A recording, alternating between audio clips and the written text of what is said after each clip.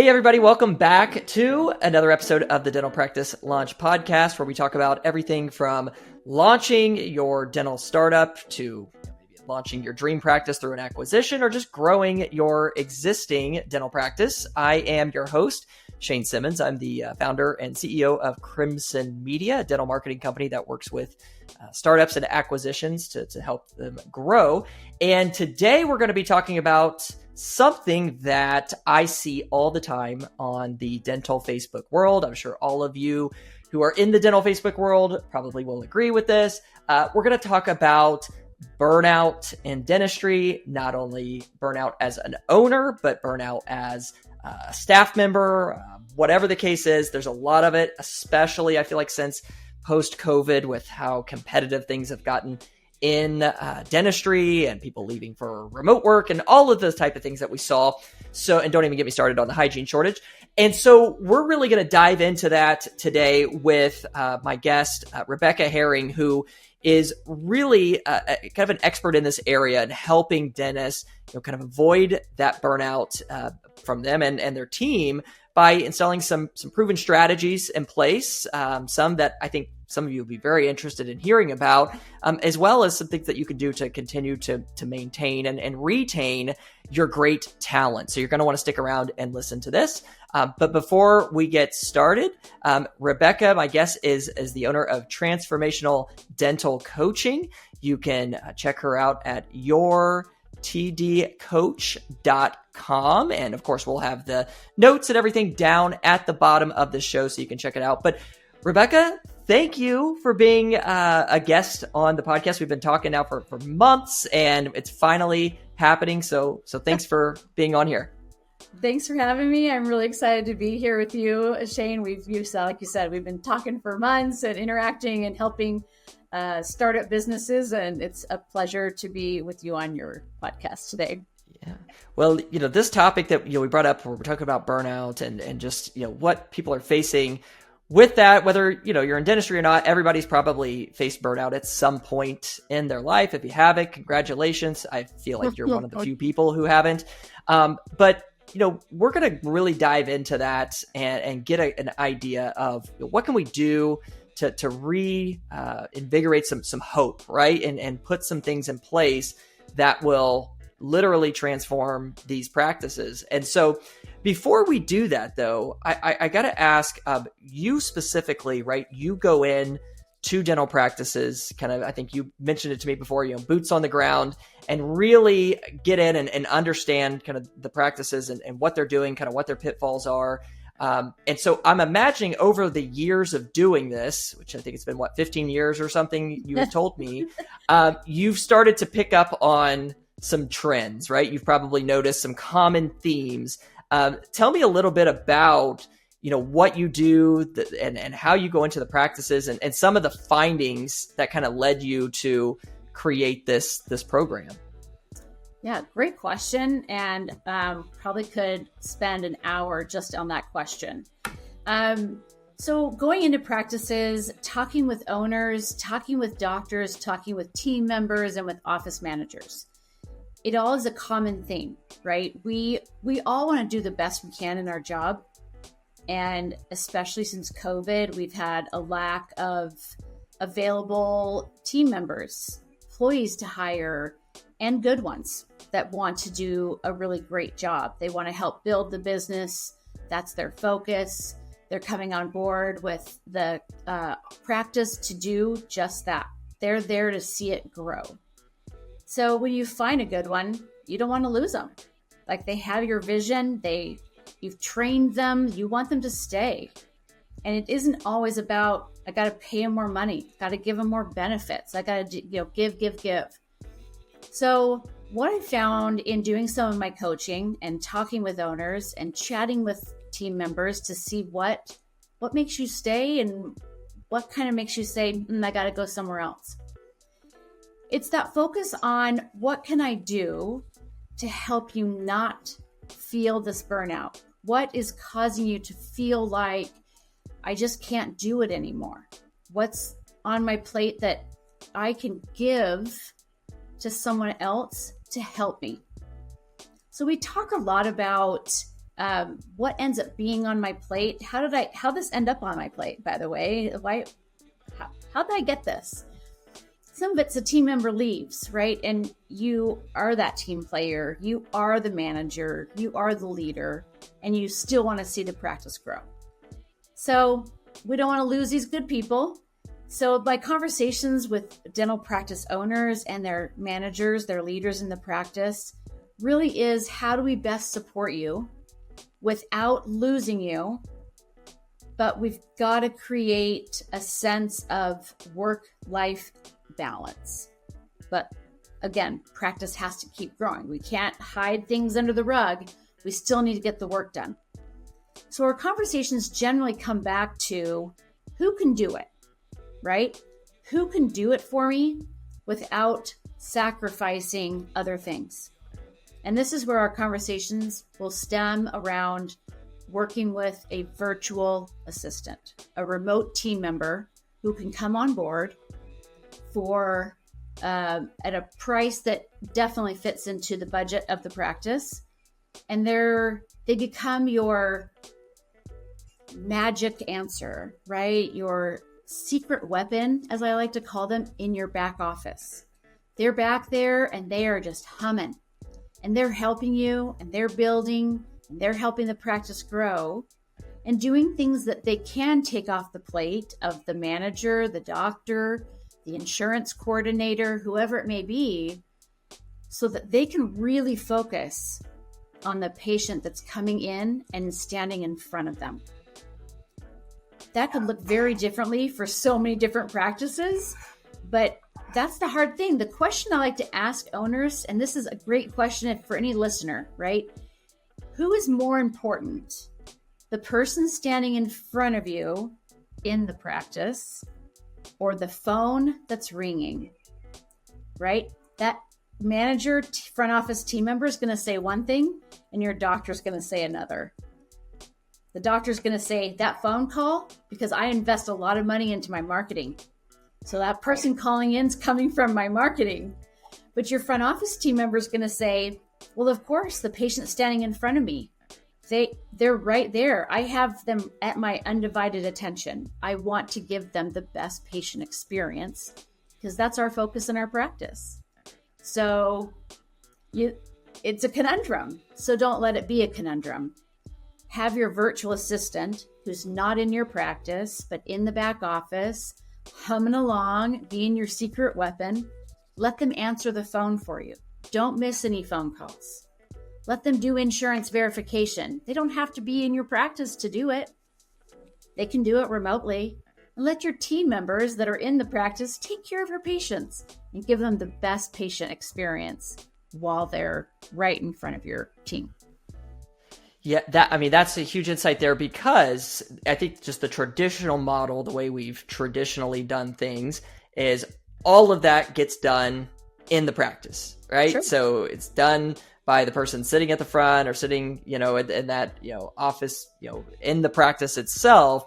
And really dentistry I feel like is one of the last industries to kind of evolve and really take advantage of virtual talent. And sure, some of it, you can't outsource, all healthcare, at least not at the point that we're recording this. Who knows with the technology and things that come out later in life. I've heard some crazy things. But when it comes to, like, for example, your marketing, a lot of your marketing in most cases is going to be outsourced to an agency that's not in-house necessarily. Why not the phones? And why does the person answering the phone have to be at the front desk? And so I think that what that does is opens you up to an entire new talent pool, because everybody is struggling hiring. And, when you don't have to just hire, people right there at your, in your town, your city, it really opens up the talent pool. So is that kind of what you're seeing with that? And then I guess, what impact have you seen that have, not only on the practice and, the effectiveness, but also I'm imagining it takes a lot off the shoulders of the front desk so they can just be in the moment. It is surprising when you sit down with an owner or with his manager at the front desk and you say to them just that. If you could literally take the top 3 things in the office that the front desk wants to take off of their plate, phones is number 1. If the phone could just stop ringing all day long, it's amazing. We could get so much done uninterrupted by the phones, by, so many other things. Insurance verification and eligibility it can be very time consuming. So that's probably the second. And the third could be a myriad of things at the front desk, depending on the practice. It could be after hour phone support. If you're a specialty practice and you want to make sure that your patients that were seen for oral surgery or some type of bigger procedures during the day, implants and those types of things, and you want them to have support after hours, great. Those virtual assistants can absolutely offer that to you. Kind of funnel those calls instead of going directly to the doctor. They can help you. It could be, we do a lot of referrals. We don't do a lot of endo or implants in our practice. And so we have to send those referrals out. Okay, that can get a little time consuming at the front desk to attach the referral and the x-rays you took that day and the chart notes and send that off to our referral offices. And vice versa, right? When those letters come back in from the referral practices, that's a great tool for your virtual assistants. They can do that for you. It doesn't even have to be done during office hours, right? So many tasks. And as soon as you actually sit down with those team members and say, tell me your top 3, as soon as they get rolling, man, their list can get pretty long. Oh my gosh, they could actually do this. They could take x-rays that come in the email and import them, right? They don't have to be there, but they have to get in before the patient comes. They can communicate with their patients and they can send them correspondence. They can make sure that their appointments get confirmed. And I mean, the list goes on and on. I could literally probably turn a whole episode into just that too. But it takes so much off their shoulders. And almost when you tell them we're gonna implement this idea, we're gonna bring in several VAs, and essentially maybe each person at the front desk is going to be almost given their own personal assistant. And when you tell the team that, you can almost visually see their bodies just relax. That burden that they carry on their shoulders to get every single thing done that they know needs to get done for their practice, they feel such a sense of relief. And same with the doctor, because for them, their list is different. Theirs is like, can we reach out to all of our recare that's overdue? Can we reactivate them? Can we get them back into our schedule and keep our hygiene schedule flowing? Can we reach out to all those patients that I've done all those exams on and created these amazing treatment plans for? And can we get them back into our schedule? We've taken the time, let's get them back in. So everybody has a different picture of what that would look like for them. And honestly, you can have a virtual assistant for every single one of the people in the practice. What's great? Oh, sorry. Yeah. Go ahead. Yeah. Yeah. No. Well, that brings up. So, what are some of the common tasks? I mean, you've went over a few, but just kind of to summarize, 5 or so like common things that you're like, listen, virtual assistant in most cases should be handling this at the practice. What are maybe 5 or so? Yeah. So again, every practice is different. So I say this in very generic terms because Sure. Some offices really do want to have that touch point on the phone with their patients. Phones, insurance verification, eligibility, and entry into your PMS system. Again, very time consuming. They can certainly do it. I would say reactivating your patients from that recare and that treatment plan. No one in your practice wants to sit down and work those lists, but they will absolutely do it. They are so happy to do it for you. And they have such great personalities and very calming personalities. They're great. They'll absolutely sit and do it all day long for you and be happy to do it. We see a lot of dentists who are starting to feel overwhelmed and burdened They have so much they want to do, but really need some help as well.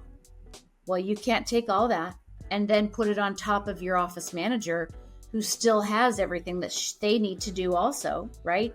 So a lot of dentists now are talking with me about, can I get a personal assistant? Absolutely. I have one. So many people that I know have someone, an executive assistant, personal assistant, who does help them get some things kind of rolling and going. It takes the burden off of them as well. So it's really finding what your practice specifically needs. And I promise you, a virtual assistant can do it for you. So for somebody listening to this and, they're considering it, they've, just had a hard time maybe filling, some of these particular roles in the practice, or maybe they're trying to take the load off, some of their current team members because they know their team's upset or getting burnt out. It's affecting the work culture, all of those things. Where does somebody start? How do you find, or where do you find, a good virtual assistant? What are some things you should, do and as far as screening those?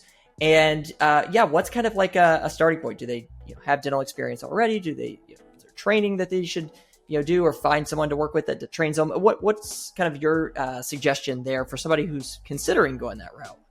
Absolutely. That's a great question. I think a lot of people are thinking that, and it's probably their first big hurdle in making the decision. So here's my recommendations. I have been placing virtual assistants in practices for a number of years. My first experience was a personal experience. I was working as the chief operating officer for a dental clinic in Colorado, and we were really struggling to find staff members, period, for the front desk. So operationally, we made a decision to not have anyone. I don't recommend this for everybody. We didn't have anyone at our front desk in any of our locations. And so we hired a large team of virtual assistants who took over every single responsibility and position for our practices in what we called our hub. So we weren't a DSO, but we had multiple locations, and it worked beautifully. Don't get me wrong, we had a lot of training to do and a lot of steps to take, but in the end, it became the absolute greatest decision we ever made. So to say I have experience in this realm is so true. I did all the training, all the onboarding. What's great is when you're going and finding that virtual assistant, remember that they are your employee. You're hiring them for your practice. They should participate in your morning huddles. They should know your team, and your team should know them. But the biggest thing I like to remind people of is they are not a plug and play. They are not coming to you with, they just need a couple days and then let them go and they're going to be amazing. They're like any other employee. You do still have to spend time with them, and probably longer than you think you will. But that investment of time and training and bringing them on board to your practice will be absolutely worth every minute you spend with them. They're never going to leave you. They're going to stay with you. Every VA I've placed so far in practices are still there. So that time and effort you put into them is worth it. They will stay, and they will pick up more and more and more for you. So I love that picture, right? Just give them the time and the effort that they need, and they will be the greatest asset you have in your practice, aside from, of course, all your amazing in-office team members and your doctor. They will absolutely help you take that practice to be your dream practice. Yeah, I think that's an important point there. But it's just like knowing that people, aren't ready to go and know everything from day one or day two. And especially with like virtual teams, it's like you got to still invest, the time and make sure that they're getting the resources, training they need. And then I like how you also said they're part of the meeting, like the team huddles and all of that, because like too many times people the virtual team, they kind of get outcasted almost because they're not there, maybe not on purpose, but it's just because they're not there, but really treating them as if they are there, putting them on a Zoom, a Google Meet or whatever, and having them as part of that conversation. That's really going to make them feel involved and keep them, for the long term, which is what you want, especially after investing so much time, into Right. to getting them trained. When they feel invested, they're more interested, right? When they feel like you care about them and they're part of the team, and man, they're really committed to you, just like any other employee. I know a couple offices that when they do their team retreats or something fun in the office, they put their virtual team members up on the screen too. And if they play card games or something fun, they're doing it with them, which I think is incredible. I mean, there's always a way to involve them in whatever you're doing and make it fun for them as well. Yeah, for sure. We legitimately, like, our team since COVID is 100% virtual. Like, we're all over the place, and we have this may not work in a dental setting, but like for an office setting, we have a virtual office space. It's called Kumo Space. I don't get anything from this company or anything, but we each have our own office, and it has like your own, basically like your webcam and your face there, and we meet, do huddles, at different tables throughout our Crimson HQ there. And even last Friday, we threw a bridal shower for our operations manager in the Kumo space, in our area. We even had a sign on the chair that said bride to be, and she was there, and we all came in and played games. And you can do so much virtually. It's just, you've got to be creative. You do. And I think that COVID obviously has taught us a lot of ways that we can interact and still feel a part of a team, even if we're not physically there. So obviously I've spent a lot of time with different companies and investing and, really looking at their different ways of onboarding and supporting offices. The one thing I really struggled with, years ago when I was bringing on my first virtual team was the hardest thing I struggled with was the company really was like super excited, right, to get you to bring them on board. And as soon as you brought them on board, they were like gone. So if you struggled with something, there wasn't anyone to support you. So I do want to recommend a company that I have really enjoyed working with. I think that they make the onboarding process for the practices as smooth as possible. But what I love most about the company Reach, REACH, with Corey Pinniger, who's their CEO. Oh yeah, I know Corey. Yeah, he really has this down to a T with his teams, is that he offers a success manager once they come on board and they're on and you're training them.